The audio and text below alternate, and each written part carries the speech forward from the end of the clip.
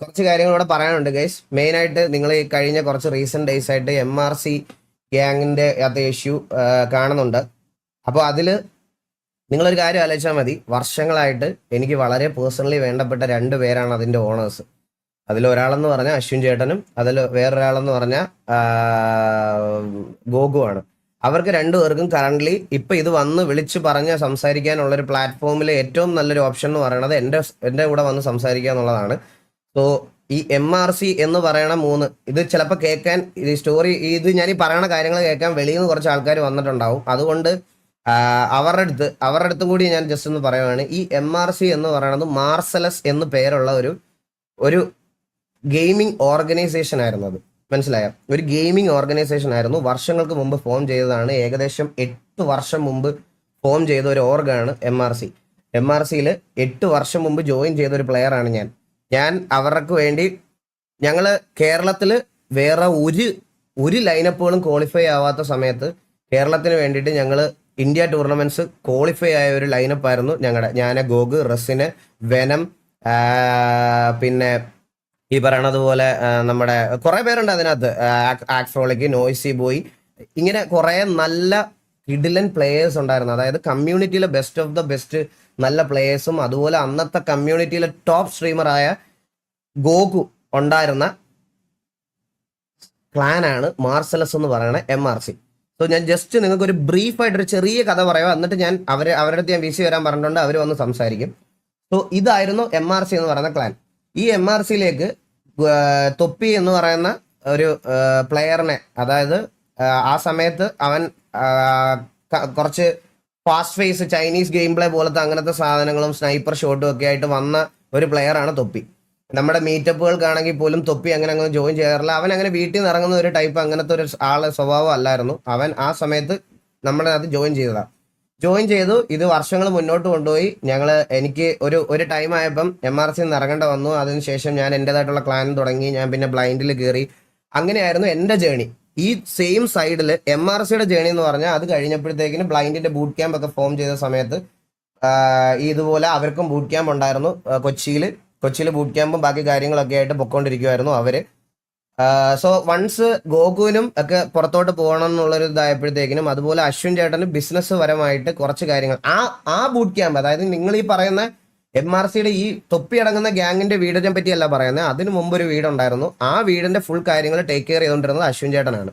അശ്വിൻ ചേട്ടൻ വൺസ് അത് കഴിഞ്ഞിട്ട് ബിസിനസ് പരമായിട്ട് പുള്ളിക്ക് ദുബായിൽ കുറച്ച് ഡൗണും കാര്യങ്ങളൊക്കെ വന്നപ്പം പുള്ളിക്ക് ഇത് ക്യാരി ഫോർവേഡ് ചെയ്യാൻ പറ്റത്തില്ല എന്ന് സ്ട്രെയിറ്റ് ഫോർവേഡ് ആയിട്ട് MRCയിലെ പ്ലേയേഴ്സിൻ്റെ അടുത്ത് എല്ലാവരും പറഞ്ഞപ്പം ഇനി ഇത് മുന്നോട്ട് കൊണ്ടുപോകാൻ പറ്റത്തില്ല. അതുപോലെ തന്നെ ഗോകുവിന് പുറത്തോട്ട് പോകണം എന്നുള്ളൊരു ഇതൂടെ വന്നപ്പോഴത്തേക്കിന് ഗോകുവും നേരെ വെളിയിലോട്ട് പോയി. സോ അങ്ങനെ ആ MRCയുടെ ബൂട്ട് ക്യാമ്പ് അവിടെ ഷട്ട് ഡൗൺ ചെയ്യുമായിരുന്നു. അങ്ങനെ അവിടെ ഷട്ട് ഡൗൺ ചെയ്ത് നിർത്തി കംപ്ലീറ്റ്ലി MRCയുടെ ഓപ്പറേഷൻസ് ഫുള്ള് കട്ട് ചെയ്തു. പിന്നെ അതിനകത്ത് കോണ്ടന്റ് ക്രിയേറ്റേഴ്സ് ഇല്ല, പ്ലേയേഴ്സ് ഇല്ല. ഞാൻ പറയാം, മര്യാദ അത് ഓപ്പറേറ്റ് ചെയ്ത് പോയിരുന്നെങ്കിൽ ഇന്നും കേരളത്തിലെ ടോപ്പ് ഓർഗനൈസേഷൻ എന്നുള്ള തന്നെ രീതിയിൽ അവരുണ്ടാക്കി വെച്ച അന്നത്തെ ലെഗസി തന്നെ ഇന്നത്തെ കേരളത്തിലെ ടോപ്പ് ഒരു ഓർഗനൈസേഷൻ ആയിട്ട് തന്നെ അത് ഇന്നും അറിയപ്പെടും. അന്നത്തെ ലെഗസി, ഇപ്പോഴത്തെ കാര്യമല്ല ഞാൻ പറയുന്നത്, മനസ്സിലായ?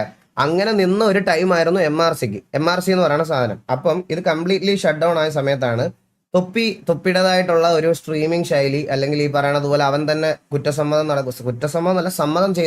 സമ്മതിച്ച ഈ പറയുന്ന ഐഷോ സ്പീഡിന്റെ ഇൻസ്പിറേഷൻ ആയിട്ടുള്ള ഒരു ക്യാരക്ടർ ഉണ്ടാക്കിക്കൊണ്ട് വരുന്നു. ഈ ക്യാരക്ടർ വെച്ചിട്ട് അവൻ ഇത് നല്ലൊരു ഓഡിയൻസിനെ ബിൽഡ് ചെയ്യുന്നു, ഹ്യൂജ് കൗണ്ട് ഓഡിയൻസിനെ ബിൽഡ് ചെയ്യുന്നു, കോൺട്രവേഴ്സീസ് വരുന്നു, എല്ലാം വരുന്നു. സോ നിങ്ങളൊക്കെ ഒന്ന് ആലോചിച്ചാൽ മതി. ജസ്റ്റ് ഞാൻ നിങ്ങളുടെ ഒരു കാര്യം പറയാം. ഇതിന്റെ ഓണർഷിപ്പ് ക്ലെയിം ചെയ്ത് വരാനാണെങ്കിൽ തൊപ്പിയുടെ അടുത്ത് ഇത് ഓണർഷിപ്പ് വേണം, അല്ലെങ്കിൽ ഞങ്ങളുടെ ഓർഗിന്റെ പേരാണടാ MRC എന്നൊക്കെ പറഞ്ഞ് അവർക്ക് വരണമെന്നുണ്ടായിരുന്നെങ്കിൽ തൊപ്പി ഇത് പ്രൈം ടൈമിൽ ഉണ്ടാക്കി വെച്ചിരുന്ന സമയത്ത് അവർക്ക് വന്ന് ക്ലെയിം ചെയ്യാമായിരുന്നു. ഇന്നേ വരെ ഒരു പബ്ലിക് അപ്പിയറൻസിലോ ഗോകുവോ അശ്വിൻ ചേട്ടനോ ഒരാൾ പോലും ആ ക്രെഡിറ്റ് ക്ലെയിം ചെയ്യാൻ വന്നിട്ടില്ല. നിങ്ങൾ കാണുന്നവർക്കറിയാം, അല്ലാത്തവരുടെ ഞാൻ പറയുന്നില്ല. ഇന്നേ വരെ അവര് വന്നിട്ടില്ല അതിന് വേണ്ടിയിട്ട് എനിക്കതിന്റെ ക്രെഡിറ്റ് വേണം, അല്ലെങ്കിൽ തൊപ്പി ഓരോ ഡിസിഷൻസ് എടുക്കുമ്പോഴും അല്ലെങ്കിൽ ഇന്നത് ചെയ്യുമ്പോഴും അത് പറഞ്ഞുകൊണ്ട് ക്രെഡിറ്റ് എടുക്കാൻ വേണ്ടിയിട്ട് ഒരാൾ പോലും വന്നിട്ടില്ല. മനസ്സിലായ? കാരണം ഇന്ന് അവർ വന്നിട്ടുണ്ടെങ്കിൽ ഇത് നന്നായിട്ട് നടക്കാത്തത് കൊണ്ടാണ്. എടാ ഇത്രയും മോശം സമയത്ത് അവരതിന്റെ ഓണർഷിപ്പ് ടേക്ക് ഓവർ ചെയ്യാൻ വരിക എന്ന് പറഞ്ഞാൽ എത്ര നാണക്കേടോട് കൂടിയാണ് അത് ചെയ്യേണ്ട അവസ്ഥ എന്ന് നിങ്ങൾ തന്നെ ആലോചിച്ച് നോക്ക്. സോ അവർക്കും അവരുടേതായിട്ടുള്ള കുറച്ച് കാര്യങ്ങൾ പറയാനുണ്ട്. സമാധാനത്തോടെ നിങ്ങൾ കേൾക്കുക. തൊപ്പിയെ സപ്പോർട്ട് ചെയ്യുന്നുണ്ടോ? ഞാൻ പറഞ്ഞല്ലോ ബ്രോ, ഇതില് അഭിപ്രായം പറയാനില്ലെന്ന് പറഞ്ഞാൽ എനിക്ക് എന്തോ മറ്റേ പേടിയുള്ളത് പോലത്തെ ആയിപ്പോവും. തൊപ്പി വരും, തൊപ്പി വന്ന് എന്തോ പറയുമെന്ന് നമ്മുടെ ഗ്യാങ് TVയെ പറ്റി RP ഇഷ്യൂവിൽ വന്ന് ഓഡിയൻസ്, ഇവിടുത്തെ MRC ഓഡിയൻസ് തൊപ്പി വന്ന് നിന്നെ ഇതാക്കി കളയും, മറ്റേ ഇത് പറഞ്ഞു കളയും, നിന്നെ ഇതാക്കും കണ്ടോടാന്നൊക്കെ പറഞ്ഞു വരുന്നപ്പം ഇത്രയും കാണേണ്ടി വരുമെന്ന് ഞാൻ ഒരിക്കലും പ്രതീക്ഷിച്ചില്ല. പല സൈസിലുള്ള സാധനങ്ങളും അതും ഇതും എല്ലാം കാണേണ്ടി വന്നു. ഇത്രയും ഞാൻ പ്രതീക്ഷിച്ചില്ല. ഞാൻ ചെറിയ ചെറിയ അപരാധങ്ങളൊക്കെയാണ് ഞാൻ പ്രതീക്ഷിച്ചത്, പക്ഷെ ഇത്രയൊന്നും ഞാൻ പ്രതീക്ഷിച്ചില്ല. അപ്പൊ എന്തായാലും ഞാൻ VC-ലോട്ടൊന്ന് പോവാം.